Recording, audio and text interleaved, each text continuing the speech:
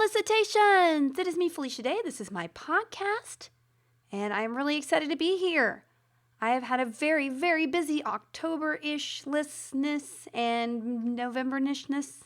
Is that a thing? I've been super busy the last 3 weeks.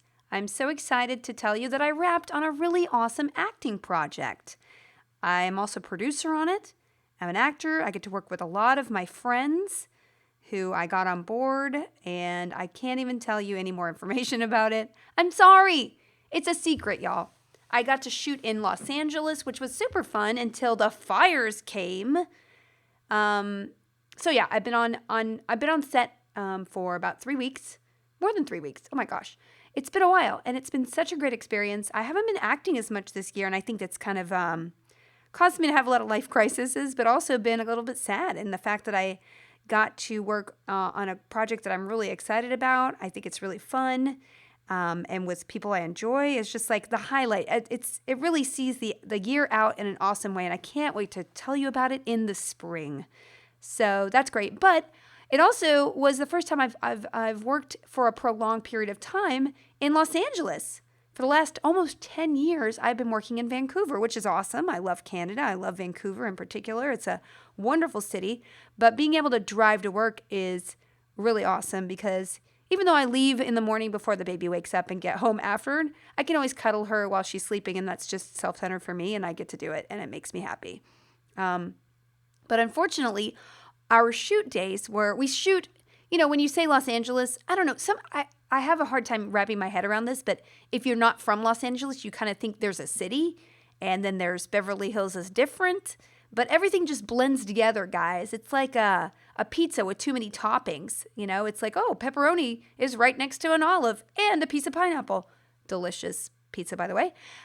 So LA is comprised of a ton of tiny neighborhoods and little cities like Culver City, Beverly Hills, Santa Monica, Venice, and a lot of it's really cheap to shoot in the Valley where most of the studios are. But if you're doing a lower budget project, a lot of people tend to shoot in like Santa Clarita or in Simi Valley. So we were shooting half the show in Simi Valley, which I've done several projects there in the past. And it's about 45 minutes to an hour away from LA, which is fine. But unfortunately, fires started coming through, and there's actually a video. I wasn't working on the day that they had to evacuate, but some of my castmates sent me a video of literally they're shooting across the freeway, and the whole mountain, the whole hillside is literally on fire. That was moments before the fire department just literally evacuated everybody because they said, hey, this is very dangerous, and they might shut off the freeway, and you can't get out. So that was scary. But it was unusual. And then it's just weird because you're driving along, you just see fire off the highway, and then you're just listening to a radio show like nothing else and looking at Twitter at a stoplight. When you, I don't do it often, but I do when I'm at the stoplight because we basically are parked half the time in LA. But no, everybody's just like, hey, this show looks great. And I'm looking over and I'm seeing literal fire. So it kind of gives you a sense of how disconnected we are all from each other, or conversely, how we kind of know too much about everybody's business because, I don't know what's happening across the globe and I can't be sympathetic to it because my life is completely different. So, hey, there were fires. We finished the movie and it's going to be awesome. Okay. So that was great. I also had, I'm going to give a shout out to Voyage to the Stars. We have a lot of great brand new episodes that are super funny. You guys, we have great guest stars this year. Paul F. Tompkins plays a detective in one of the latest episodes, and he makes me laugh so hard. I highly recommend if you're just going to jump in and listen to a new episode, make sure to pick out those Paul F. Tompkins episodes because they are super, super, super funny. So go to apple.co/voyage to download on iTunes, or it's available anywhere you get a podcast. I actually use a different podcast app called Overcast on my iPhone, and I find it to be a little more convenient than the default podcast app on an iPhone. So just a shout out to that app, and et cetera, et cetera. Okay, before we get too far in the podcast, please leave me questions. hashtag felicitations on Twitter. You can also drop them by the Discord, discord.gg/FeliciaDay. That's a little chat area that a lot of fans are congregating, sharing interesting stories and information about board games, TV shows, video games. There's all sorts of categories you can chat in, and there's voice chat if you want to play some games with people. So it's really fun. All free. Okay, so that was really, really fun. Did my job. Halloween happened, which is crazy that I haven't updated since Halloween because it feels like 8 years ago, but it was really 2 weeks ago. It was quite an affair at my house. So Calliope, my baby, is obsessed with Halloween. I listen to an average of 2 hours of Halloween songs every day. And that's January through October. It's great. She loves it. You know, Spotify is unfortunately awesome because I can make playlists of all sorts of things. I have a lot of playlists. She is particularly interested in specific playlists. So she has a firefighter playlist. She has a construction equipment playlist. She has a train playlist. She has a Halloween playlist. And she has a dinosaur playlist. And I'm going to have to do a Christmas song playlist as well. I don't know how I'm going to survive the torture of that. Oh, guys, pray for me. But it'll be fine. So Halloween, I went all out. I decorated the yard. We had all sorts of ghosts and spider webs and spiders and zombies everywhere.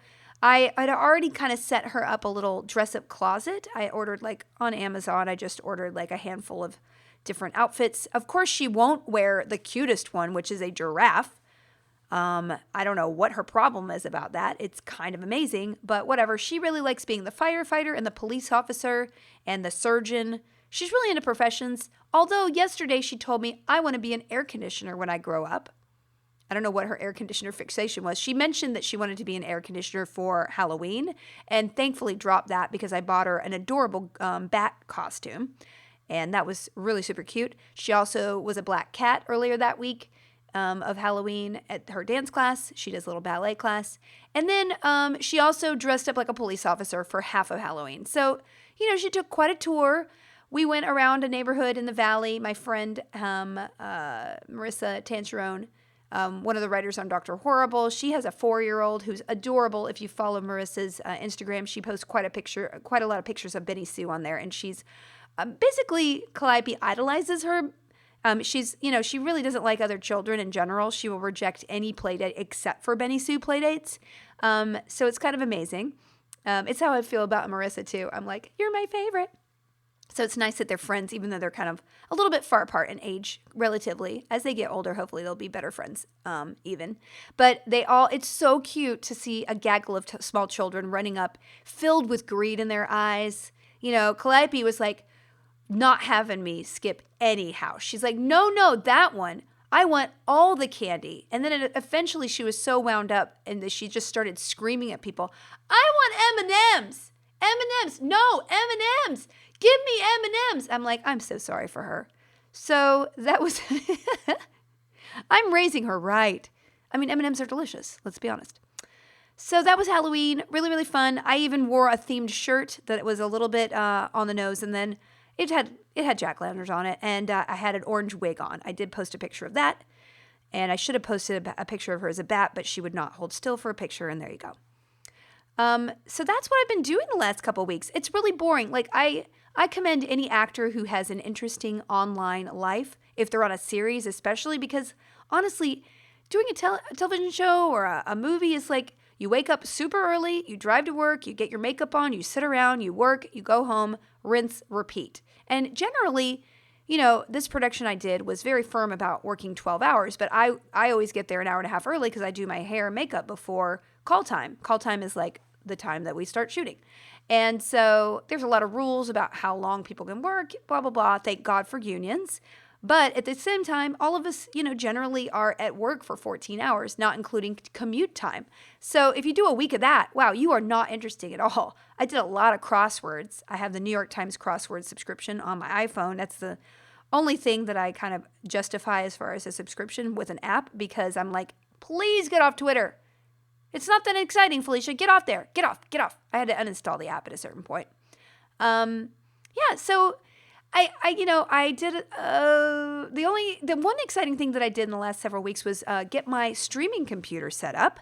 I don't know if any of you guys watch me stream on Twitch. I do it pretty much once a week. I started playing Outer Worlds, which is a new Obsidian game. They're amazing. They did Fallout New Vegas, and this is a very story-based RPG with a little bit of fighting, but if you put it on the easiest mode, it's so easy to kill everyone.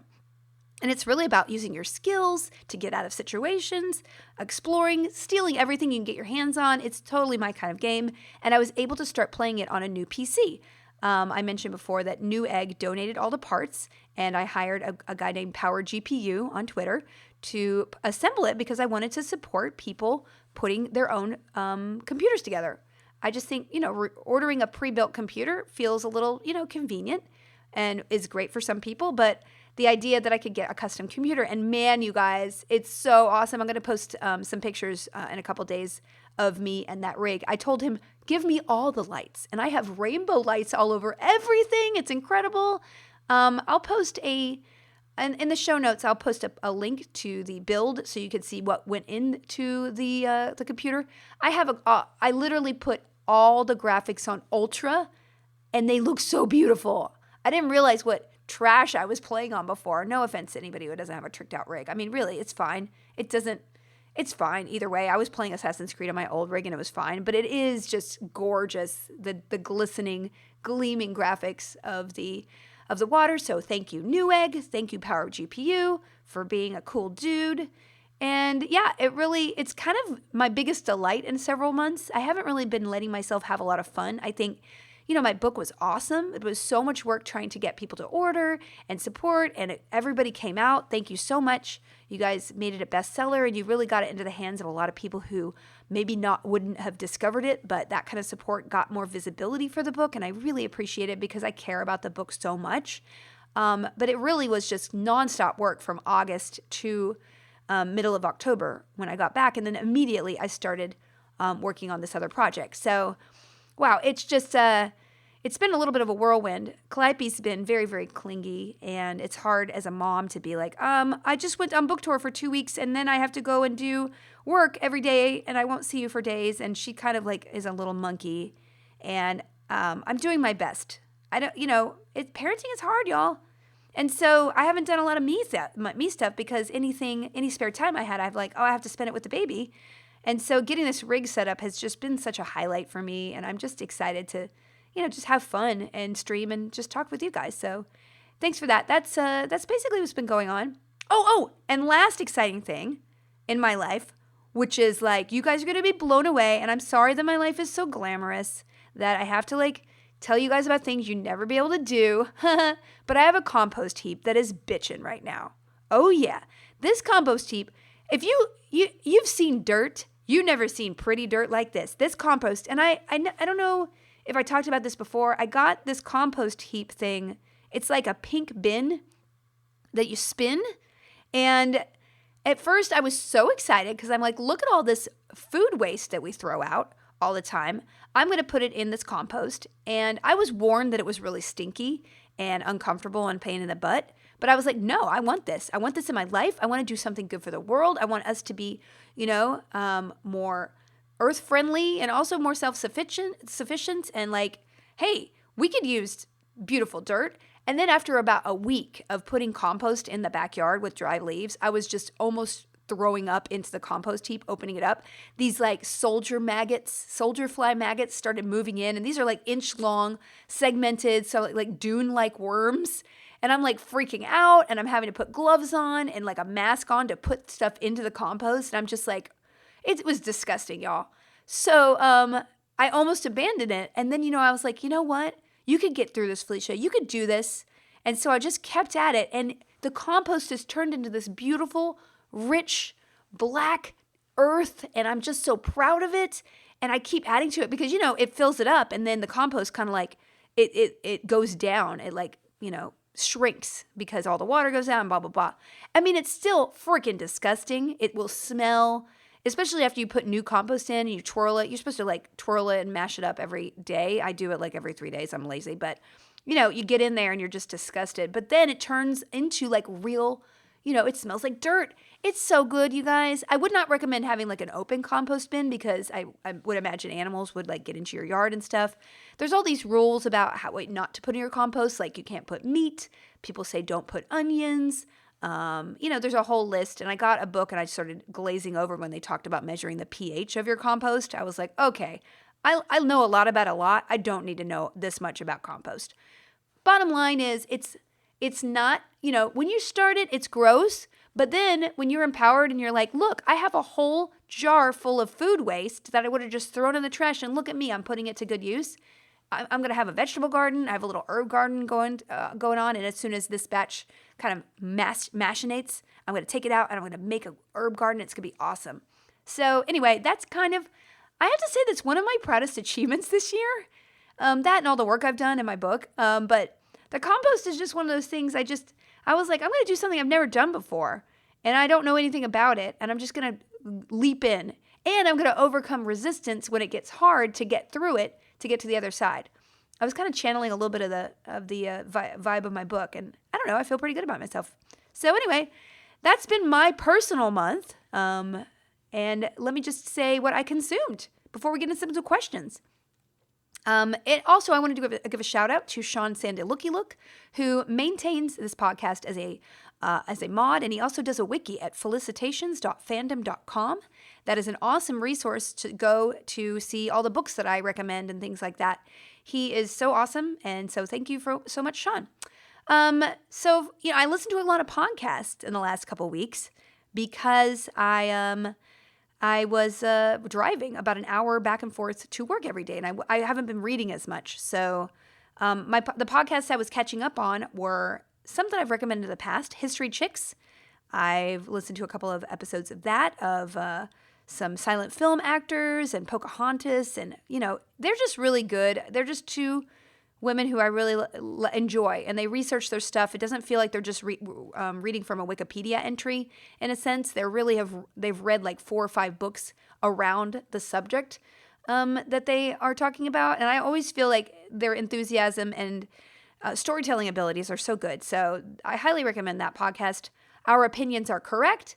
Our two Annalie Newitts and Charlie Jane Ander, they are amazing writers in their own. They're the people who created io9.com, the haute couture sci-fi website. I remember when that website first started, and I was like, oh my God, someone's talking right to my soul. And they, as people, have moved on from that website and now are best-selling authors. But they have a great podcast called Our Opinions Are Correct, and they have, they talk about good endings. They talk about some problematic stuff and like themes. They talk about the latest in science fiction sometimes, but really it's more intellectual kind of takes on sci-fi and fantasy. And I really love it because I know they're great authors themselves. And so their writing advice and their perspective is just, I don't know, I eat it up. So I love that one. Ologies, I've already recommended in the past. And then This Podcast Will Kill You is a really interesting podcast. It's done by a virologist and an ecologist, or an epidemiologist. Anyway, one of them's a doctor, one of them's sort of a social scientist.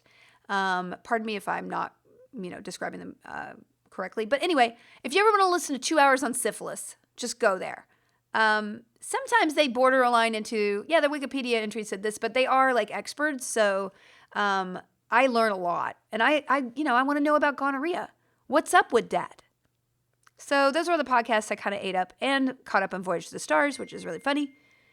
And that's it. So for books, I have not read a ton. I read From the Brink of the Apocalypse, called by John Aberth. And that is a book about the Black Plague, done with the perspective of the 4 horsemen, famine, death, and, whatever that other... It's a good book. I've been obsessed with the Black Death my whole life. And I just somebody mentioned they were doing a project about Black Death. And I was like, I haven't read a Black Death book this year. So this one is a really good one. It's very well researched. It gives a lot of perspective on what it was to live back then. And it was not good, y'all. Like, look around at your friend group, and half to more of those people would have died of infection, famine, war, plague. I mean, it's just, death was just a natural thing for everybody's everyday lives. And it, it really caused a lot of social change in a really interesting way about, like, serfdom And it really started the Renaissance because people were like, God is not with us anymore. How could 30 to 60 to 70% of the population just die?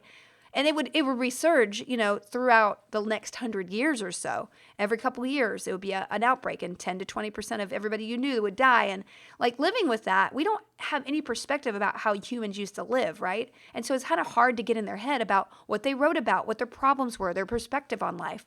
Infant mortality was so high, like just the idea of having children and like having a family and caring about people. Could they care about people as much, because your heart was going to be broken? I don't know. It's really interesting to just think about the psyche of somebody who lived in a time where mortality was so, everyday life. Yes, I'm sure all of us know a person who has passed away, and it's always tragic, but our fear of death is probably even infinitely more just because it's so unfamiliar to us in a sense, right? So anyway, really interesting book. I also read a book called The Supergirls, Fashion, Feminism, Fantasy, and the History of Comic Book Heroines by Mike Madrid. Really fascinating book. It's just a great perspective. Even if you know all about comic books, this is a really awesome perspective on female characters in comic books and how when the Comic Code Authority came in, it really drastically changed how women were written. And for better, for worse, there were a lot of heroines I did not know about. There were origins of like Wonder Woman and, other characters that I didn't really know the details of. It was really fascinating. And what really, really struck me was, you guys, I'm pretty transparent about the fact that I'm not a huge mainstream comic book lover. I love more indie comic books.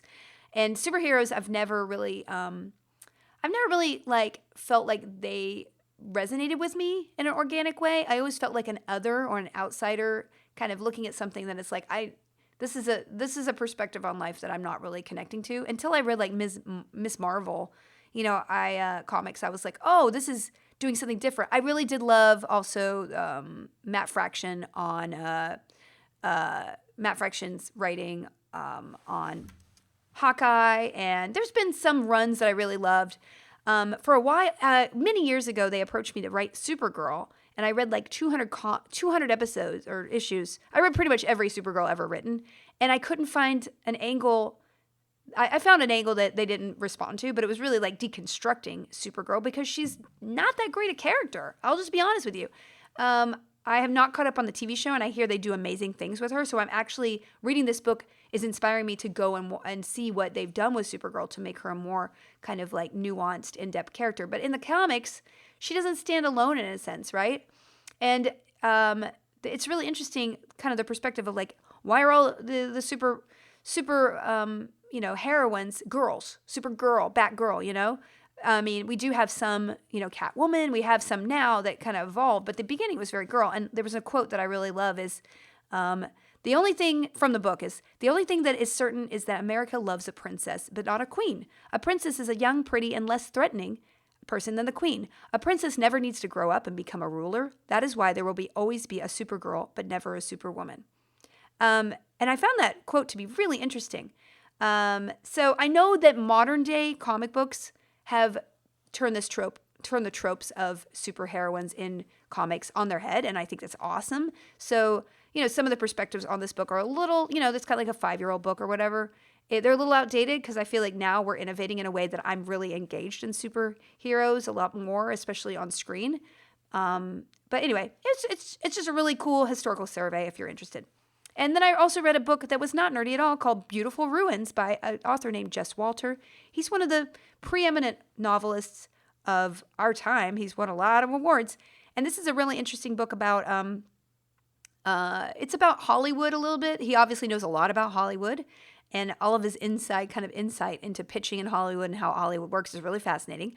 But this book took him 15 years to write, y'all. He wrote it and wrote it and wrote it over, and he would throw it out, and then he'd rewrite it because the main characters stuck with him in such a way that he needed to tell a story around them.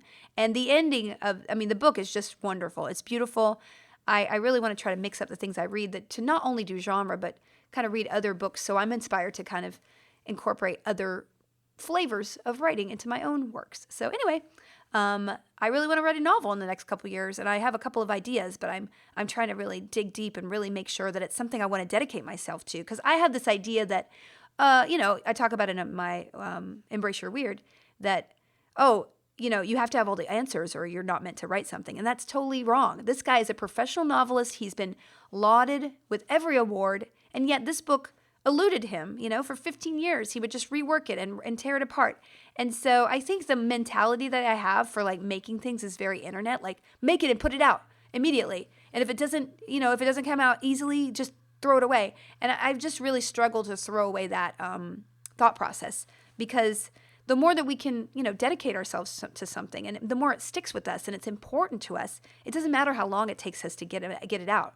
But it's the only thing is just persist.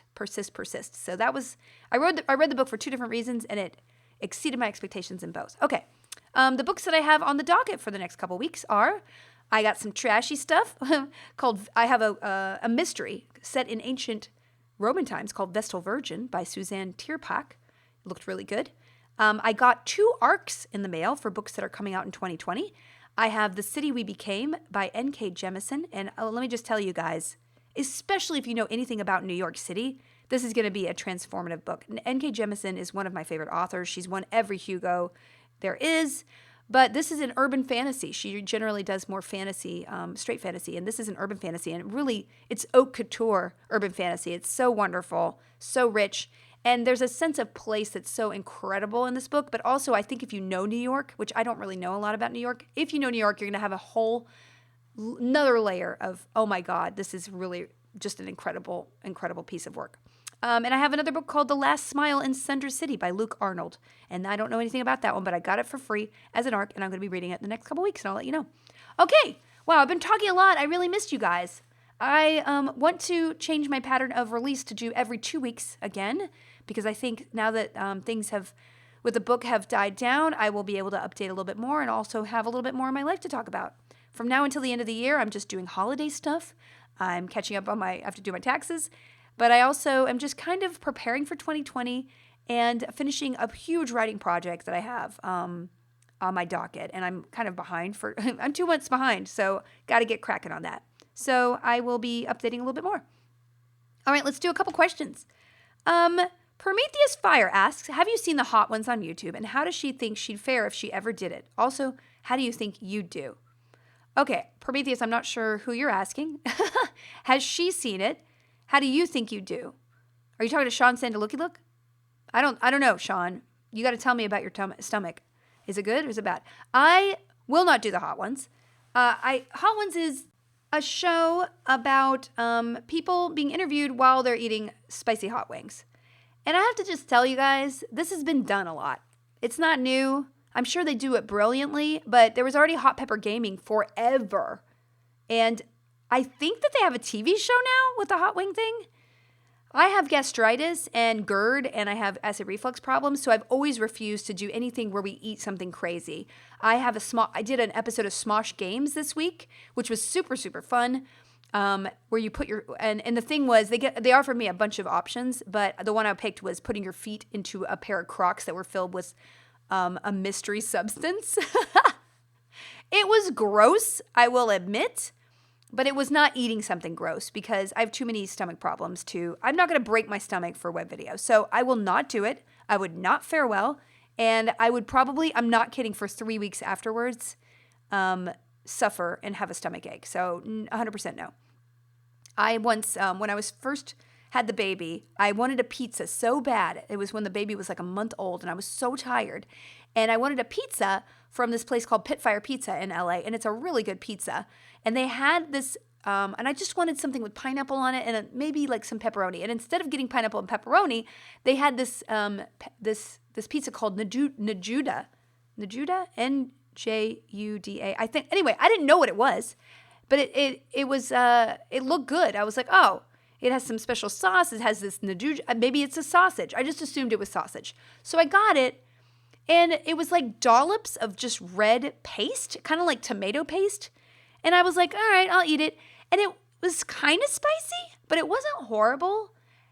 After that, I woke up in the middle of the night. I thought I was supposed to go. I had to go to the hospital because my stomach and my throat were on fire. So this Naduja stuff is basically like a incredibly spicy chili sausage paste. Just look it up, y'all. Don't eat it though. It ruined my stomach I'm not kidding, for a couple months. My stomach could not digest things. And so after that, I don't eat anything spicy at all. I got a spicy salmon roll and I had to send it back because I was like, it's too spicy. I'm a wimp. So that was your question. Sorry. And I don't know who else you're talking to, Prometheus, but I'm just going to answer because it's my podcast. Okay.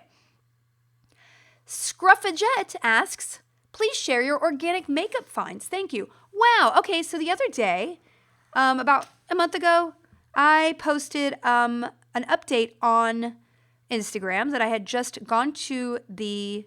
Did I talk about this already? I think I talked about this already. Anyway, I went to the Detox Market, which is a place that only has organic makeup, and I just wanted to trade in a couple things because I read that talc has a lot of arsenic in it, and it naturally has arsenic in it. So you should not have talc in your stuff. And so I went and I traded in a lot of my makeup, especially the powders, for organic stuff without talc. I got reamed a lot in the comments about people being like, you need to be more educated. Organic doesn't mean natural or safer. And I'm like, okay, yeah, I know arsenic is basically organic. Guys, okay, I'm not stupid. Some people just come at me with the most hey, stupid, Anyway, so I bought a whole bunch of new stuff. And I want to tell you the highlights of what I bought were RMS Beauty. That's a brand that's really great. It's organic and all this stuff. Listen, I know organic is not even enforceable. The standard organic stuff is very loosey-goosey. So just use your discretion. Do your best. The talc thing was the most important thing to me because I'm like, why get stuff in my lungs, right? So I traded in those. But if you're going to get makeup, just buy makeup you like, right? So I got an Aether Beauty palette, which is beautiful. And the colors are so gorgeous. They are saturated to the point where it's just, I don't know, it's a joy to put this eyeshadow on. So beautiful. RMS Beauty has some wonderful cheek highlighter, and I love their concealer. They also have an amazing cheek, a cheek cream that's really beautiful. You put on it with a brush. So regardless of organic or not, the RMS Beauty stuff is wonderful. And I got a really great, I got some really great powder blush and bronzer and just a finishing powder by Lily Lolo. I really love, it's very soft and it blends really well and the colors are really lovely. And so I really like this makeup. And then my favorite thing is this brand called Henny, Henne. They have sort of a tinted lip balm. And if you're going to be careful about what you put on your face, the stuff that you get in, the skin is a barrier that, you could put stuff on and you will absorb it, but it's not going to be if you're putting something through your mucous membrane, like your mouth or your nose, right? So, loose talc. Okay, I'll change that. Also, lipstick, you eat that lipstick all the time. I was like, this is actually more important to do something about. So I just love the color too. And it has a nice sheer quality to it. And that's basically what I was wearing on the day I took that Instagram, which no longer shows likes, which is kind of crazy. I logged on and I felt a little bit anxious about it. And I'm so happy they removed it because I'm like, if my self-worth is based on the number of hearts under my photo, that's not the way I want to live, y'all. And so thank you. I hope that Twitter follows suit. I hope that everything sort of de-emphasizes this sort of public adulation kind of thing, even though it's probably going to hurt me in the long run as far as my career, because a lot of it has been based on the number of people who follow me. Hopefully people keep following me, even if they don't see how popular I am. If they don't, well, bye-bye. Okay, next question. Richard Gagnon asks, what happens to ideas you pitch in Hollywood that don't get picked up? Do they get repurposed for another medium or set aside for a future time or go to the imagination graveyard? Great, timely question, Richard, because I wish I could go into detail about this, but I'm kind of in the middle of doing stuff right now. I have an old pilot that I pitched to TV in 2014 or 15 that did not sell. And it was a project that was so close to my heart. I was so devastated about it. But I'm currently working on it in another format for another venue. And I'm getting paid something for it. But at the end of the day, I'm actually working on it. And so I think what's really smart to me is always work on your own original ideas, because a lot of writers in Hollywood just adapt other people's IP, and that's fine, intellectual property. But the only person who can make the things that are only your ideas is you, right? And so those original ideas, whether they're well received or not, because Hollywood really likes sequels and pre-existing material, comic books, podcasts, books, name it, they'll want to adapt it rather than buy an original idea. But those original ideas are where your power as a creator are. So, yes, I do take some meetings to adapt other people's material, but generally I don't want to do that anymore because I did it several years ago on a TV show, and it got very close to going, and then it kind of had some really, I don't even know if I could talk about it. I'll check and see if I could talk about it. Anyway. But it didn't end up going forward, and I couldn't use any of my ideas because I had written for somebody else's project, right? It was a fantasy project, and I was like, oh, all these ideas are wonderful. I want to repurpose them. No, you adapted somebody else's material. Even though you used all your original ideas, you can't use them anymore. So it was like, so I would always encourage people to, whatever you're doing, create what is close to you, what is in your heart, and do it whatever format you can. Webcomic, short story, whatever it is, get your original ideas out there, because you never know what you could do with them later. Namely, this pilot I'm working on in another format right now, and I'm really having a great time. I've pitched, they never go away, right? So I pitched another TV series that I wanted to direct, and we actually sold it a couple times, and then the companies went under, so I couldn't actually make it. Oh, guys, I have dozens of projects that you guys have never seen that I actually got paid for or sold and almost got paid for, and we almost made them, and they didn't, the list is very long. So suffice it to say that I never give up on things that I love. There's one project that I started pitching 4 years ago, the one that I've sold twice in the past, and we're pitching it again in 3 weeks because new buyers always come up, new platforms. The people who work at the places that rejected you get new people in, and they're like, hey, I want to hear this idea. So that's the great thing about your own original idea. You never have to let them die, right? And if Hollywood rejects them, you can always do them as a comic book or a podcast or something else, and maybe they'll be like, oh, this exists, I'll make it. Or maybe they won't. But at the end of the day, you got it out into the world. So you always just have kind of a vault. As a producer, I have several projects that I will not let die. When I meet somebody who's like, we're looking for new projects, I always bring up the ones that I worked with. So, and I have a whole list of things that I want to do that have been rejected other places. And I'm like, hey, I've always wanted to do this. I have a shelf of books that I'd like to adapt that I always bring up. So you kind of have, you're kind of like a traveling salesman, and you open up your suitcase and you're like, I have Brillo pads. I have, latches for doors, and I also have candles, So, I think the imagination graveyards, sometimes you do need to retire them to you, but they never are there for a reason, for forever. You can dig it up. Skeletons are cool too. Okay. I think we're going to do two. This one's really quick, and then I'll do the last one. Roguing it up. Janet Lizzie asked, who is the overall writer of Voyage to the Stars, or was it group written? Will it be a season 3? Very good question. The overall writer is Ryan Koppel. He is my producing partner, and he also ran Geek and Sundry for a very, very long time. All the great stuff. He's just wonderful. He's my best friend, and he's also I called him my work wife in the dedication to Embrace Your Weird, and that is totally true. We talk like 6 to 7 times a day, especially when we're driving around in LA. We'll just go, hey, what's up? Well, I'm driving. Are you driving? Okay, bye. But, he doesn't write the dialogue, so he gives us a brief description of what the scene will be. You're on the bridge, and you're upset about the dancing pineapple, but Tucker really loves it. And then, Janet's character, the AI, she is talking about, something else that broke on the ship. So he'll give us like some bullet points. That was the worst description of an episode anyway. But, and then we'll start riffing. So all the dialogue that comes out of our mouths is completely made up on the spot.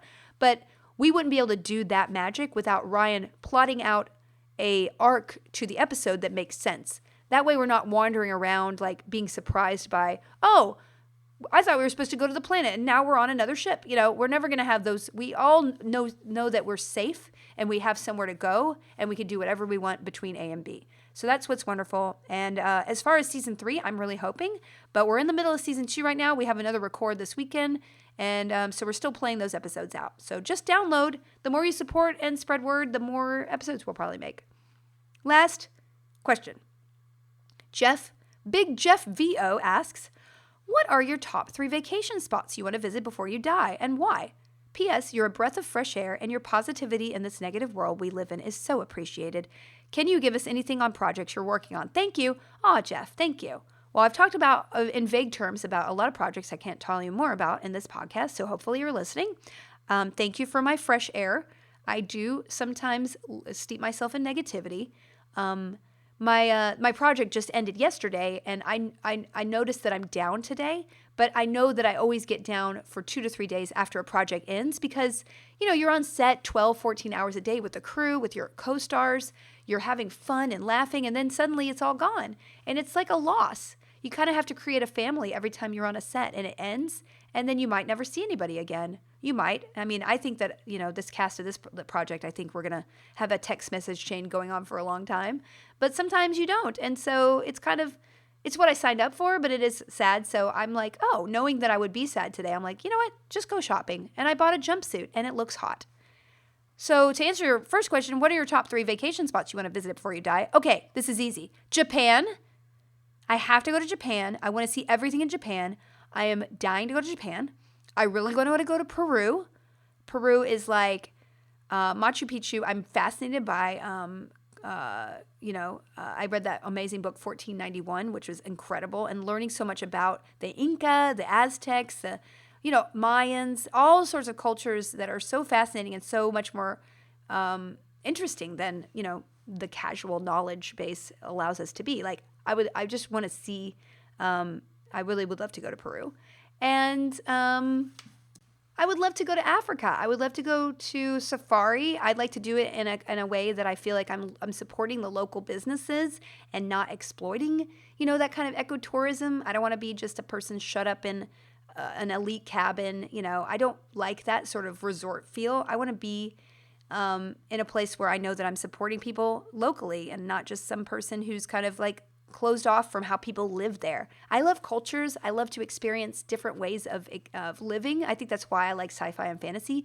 When we can see the world through other people's eyes and understand that we don't all have the same priorities. We don't all have the same, morality. We have different opinions about how the world should be operated. And actually, that's okay. No one is better in a sense. I mean, there are, in my opinion, I have certain governments, so I'm like, I would want to live there and I would not. But sometimes you have to be on the ground to really experience the day-to-day lives of people. And, I know Africa is a general thing, whether it's South Africa or Nairobi or Kenya or something like that. I would have to do a lot of research on where I felt that I was doing good, in a sense, while I have my fun. But anyway, so that's it. Okay, great. Wow, I had such a good time talking on this podcast this week by myself to this microphone. I will be updating a little bit sooner than I would.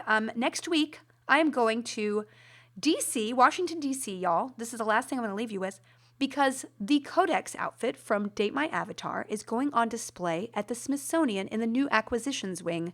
Can you believe it?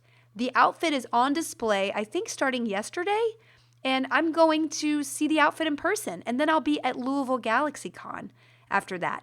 But I'm literally going to see my outfit in the Smithsonian American History Media Collection. And it's going to be on display, I think, for about 6 months, they said. So if you go to DC, y'all, please take a picture in front of it and let, just help me celebrate this amazing accomplishment. I sang that song to a guy's socks in a closet, and I'm in the Smithsonian. You can do anything in this world, right? Yeah. All right. Talk to you guys later. Bye. Oh, yeah. Just rate and subscribe and all that stuff to this podcast. It helps me. Bye.